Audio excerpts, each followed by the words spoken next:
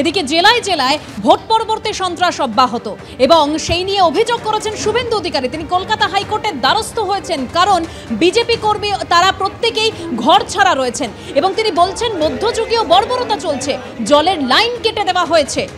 অভিযোগ করেছেন শুভেন্দু অধিকারী এবং তিনি বিজেপি কর্মীদের অর্থাৎ যে আক্রান্ত বিজেপি কর্মীদের সঙ্গে কথাও বলেছেন ডায়মন্ড হারবার এবং বারুইপুরে গিয়ে।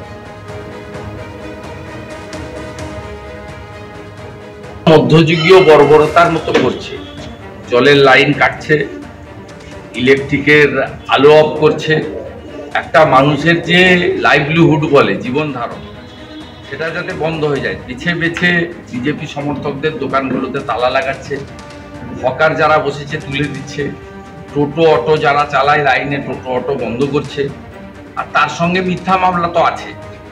যেখানে তৃণমূল পারছে না, শক্তি নেই, শক্তি ভারতীয় জনতা পার্টির বেশি, সেখানে পুলিশকে দিয়ে মিথ্যা মামলা করে জেল খাটাচ্ছে, নইলে পুলিশ গিয়ে খুঁজতে যাচ্ছে। এবং আজকেও আমি কলকাতা হাইকোর্টে জনস্বার্থের মামলা করার জন্য মহামান্য প্রধান বিচারপতির কাছে আবেদন করেছিলাম। তিনি আবেদন গ্রহণ করেছেন এবং বুধবার দিন তিনি মামলা শুনবেন বলেছেন। নরেন্দ্র মোদীর তৃতীয় মন্ত্রিসভায় বিগ ফোর বিজেপিরই হাতে। আমি এক ঝলকে এখানে দেখাবো যে কোন কোন মন্ত্রক কে কে পেলেন। শুরুতে স্বরাষ্ট্রমন্ত্রক আপনারা জানেন যে গত ক্যাবিনেটে অমিত শাহ এই দায়িত্বে ছিলেন, এবার সেই পদে অমিত শাহকে আবারও ফিরিয়ে আনলেন প্রধানমন্ত্রী নরেন্দ্র মোদী, অর্থাৎ কেন্দ্রীয় স্বরাষ্ট্রমন্ত্রী ফের অমিত শাহ। এরপর রাজনাথ সিং প্রতিরক্ষা মন্ত্রী, গতবারও প্রতিরক্ষা মন্ত্রী পদে রাজনাথ সিং ছিলেন, এবারও তার উপরেই আস্থা রাখলেন প্রধানমন্ত্রী নরেন্দ্র মোদী। নীতিন গডকরি কেন্দ্রীয় সড়ক পরিবহন মন্ত্রী, গতবারের মতন এই মন্ত্রক তার হাতে ন্যস্ত করলেন প্রধানমন্ত্রী। নির্মলা সীতারামন কেন্দ্রীয় অর্থমন্ত্রী, গতবারের মতো এবারও নির্মলা সীতারামনকে এই মন্ত্রক দিলেন প্রধানমন্ত্রী নরেন্দ্র মোদী।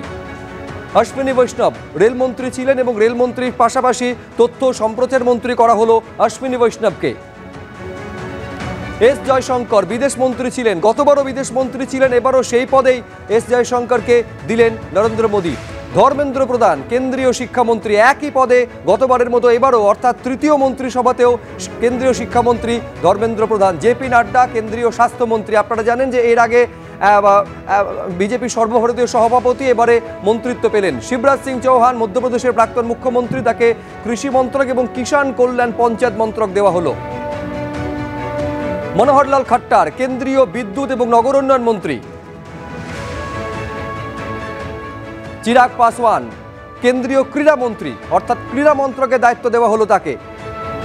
হরদীপ সিং পুরী গতবারের মতো এবারও পেট্রোলিয়াম মন্ত্রী করা হলো তাকে। শান্তনু ঠাকুর জাহাজ প্রতিমন্ত্রী, গতবারও ছিলেন, এবারও সে একই মন্ত্রক, তার জন্য জাহাজ প্রতিমন্ত্রীর দায়িত্ব। অজয় টামটা কেন্দ্রীয় সড়ক পরিবহন দফতরের রাষ্ট্রমন্ত্রী, অর্থাৎ প্রতিমন্ত্রীর পদ দেওয়া হলো।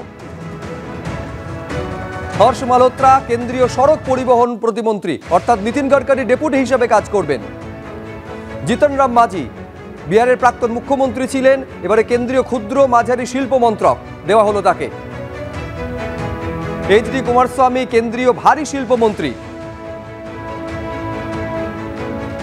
অন্নপূর্ণা দেবী কেন্দ্রীয় নারী এবং শিশু কল্যাণ মন্ত্রী।